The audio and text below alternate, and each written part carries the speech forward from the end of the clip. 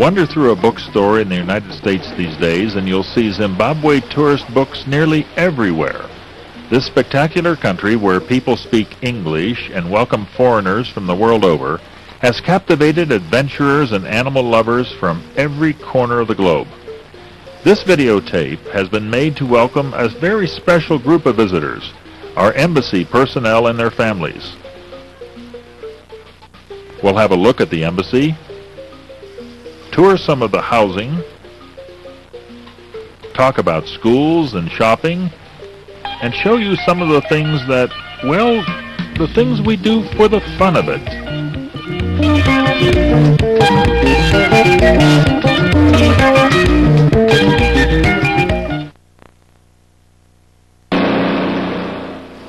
Let's start here at Harare International Airport, your port of entry. Direct international flights arrive from many cities in Europe, or New York and Miami via Johannesburg. Air carriers include British Airways, South Africa Airways, KLM, Lufthansa, and Swiss Air.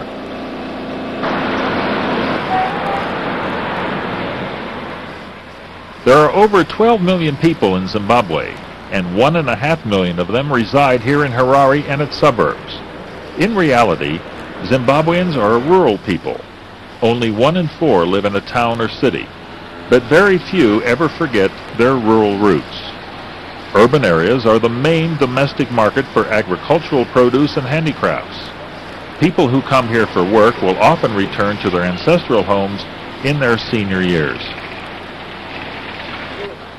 Harare is by far the most important commercial and industrial center in Zimbabwe, and American businesses such as IBM, Colgate-Palmolive, and Coca-Cola are based in the capital. Africa Unity Square dominates the center of town. USAID, USIS, Peace Corps, and the Embassy are all in separate buildings and located within minutes from here. Let's head over to USAID first.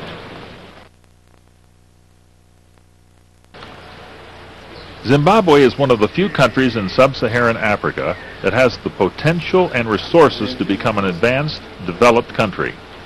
USAID's 14 American personnel and 52 FSNs will be phased out by the year 2003 as the program graduates to Zimbabwe. The USAID Assistance Program addresses 4 development areas. First is sustainable use of natural resources.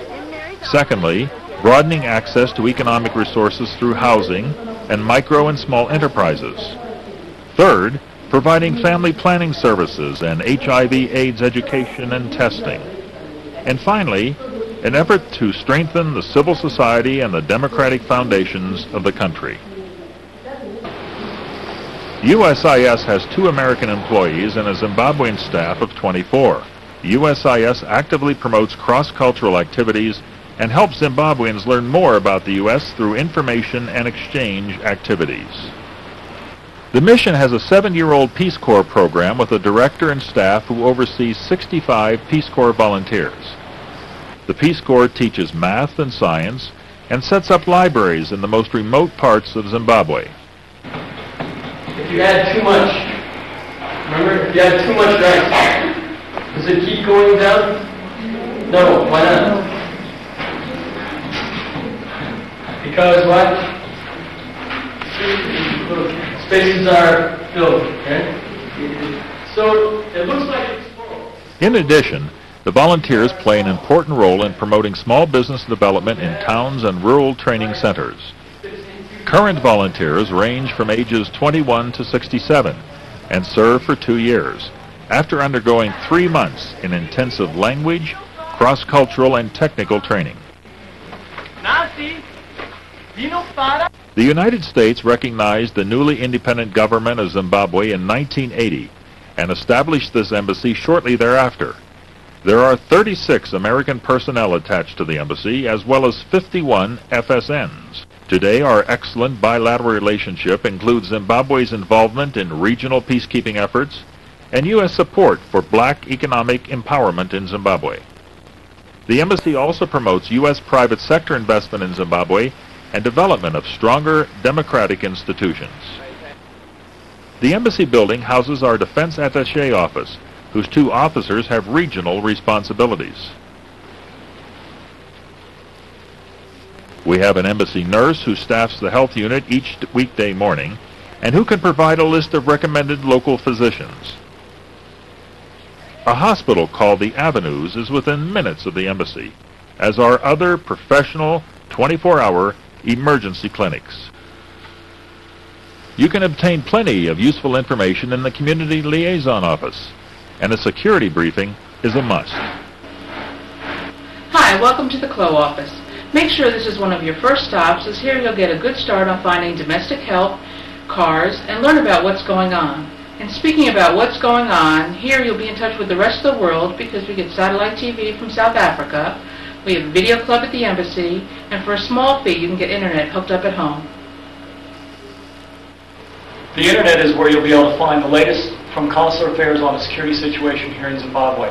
You also can attend the Security Overseas Seminar at FSI in Virginia.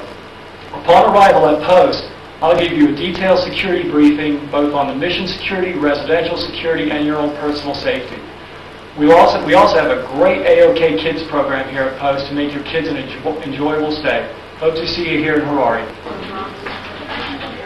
Here in the cafeteria, we can catch up on world news or chat with our colleagues while we have lunch. But let's go now and talk to our GSO about the housing. You're going to go on a tour of government housing in Harare. You'll see that most of the houses here take full advantage of the great weather that we have. The gardens are terrific. People entertain outdoors a lot. Most of the houses have swimming pools. Some of them even have tennis courts.